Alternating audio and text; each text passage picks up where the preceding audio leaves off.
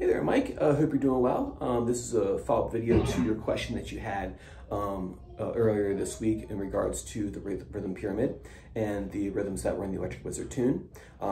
So in trying to get to understand those, how they're written on the page, because remember this style is primarily like a like an ear style, like where like I play a riff and then you play it back to me. It's not necessarily written out like in standard notation, or in this world, Guitar Pro. Anything like a lot of the metal guys, they write in Guitar Pro, like literally they're like composing in the program, and then they hit playback, and then that's how they get their different chugs and their different asymmetrical hits, like Meshuggah.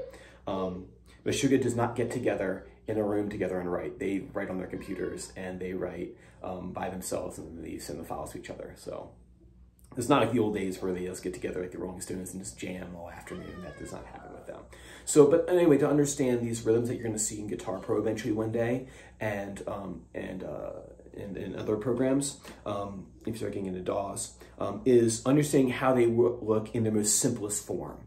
That is the strict 16th note rhythm by itself, the strict 8th note rhythm by itself, and then what we'll do is we'll increase the complexity of the symbols by combining them and mixing and matching them. But the first thing we need to do, if you want to go down that road of understanding the more technical styles and understanding the notation on a deeper level on the page, then we just need to know what they sound like as just without anything else, bounce around with different rhythms.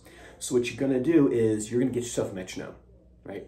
There's a reason why when you watch Instagram videos of guys shredding, there's a click in the background. They're all playing with clicks, every one of them.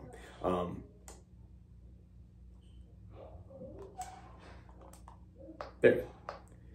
So this one right here, I had it set to 88. You can get one on your phone. The reason why I'm not using one on my phone is just because I'm using it for this video right here. This is my old-fashioned one. You can get an old-fashioned one if you want. Maybe I'm sentimental, so I got one of these because I had one when I was younger. So that's why I had it. But I would suggest maybe the Frozen Ape one or Tonal Energy is a more complex one. That one may have more bells and whistles that you need at this particular moment. But anyway, so what I'll do is I'll start at the top of the rhythm pyramid, right? This thing is beating quarter notes right now. So what I'll do is put this closer so you can hear the click over my distortion, right? So if I start at the top of the rhythm pyramid, whole notes, 1, 2, 3, 4, 1, 2, 3, 4, 1, 2, 3, 4. And then I'll move down to half notes. This is called subdivision. I'm subdividing the beat into smaller fractions. And you should be able to do it on the fly through all of these rhythms before we start mixing and matching different complexities. 1, 2, 3, 4, 1, 2, 3, half note, and 1, 2, 3, 4, 1, 2, 3, quarter notes, 1, 2, 3, 4, 1, 2, 3, 4, eighth notes, and 1, 2, and now you start hearing the chug pattern, 3 and 4 and 1 and 2 and 3 and the 8th and the 16th notes, 1 and 2 and 3 and half.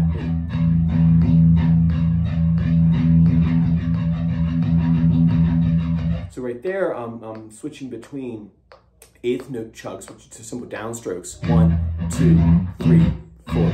1, 2, 3, 4. You might need to get noise gate. I don't have mine set very high right now, so I have to kind of do it with my left hand. But you want to practice switching between the 8th note and the 16th note. Don't fool around with the triplet this week. Just get really good at moving whole and half and quarter aren't going to be that difficult. But switching between 8th notes and 16th notes can be kind of tricky. Sometimes what I suggest doing is just having a click on and see if you go 1 and 2 and 3 and 4 and 1 and a 2 and a 3 and a 4 and a... It doesn't happen overnight. Just because you can't do it the first time doesn't mean that you're not good enough and can't do it. It just means that you need practice at doing it. So like me, I had to sit there and do that a whole lot because my rhythm wasn't very good in the beginning. It was actually horrendous, but I worked at it and I worked at it and eventually I was able to get it. So 8th note, 1, 2, 3, 4. Okay, 1 and 2 and 3 and 4 and 1 and 2 and 3 and 4 and 1 and 2 and 16 notes.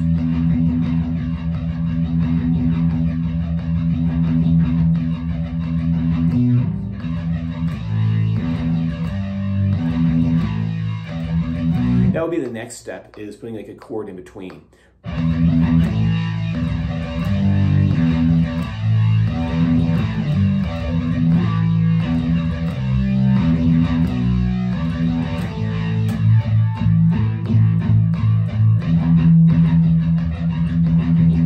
That's why it's important to play with the click, so that way you stay even and clean.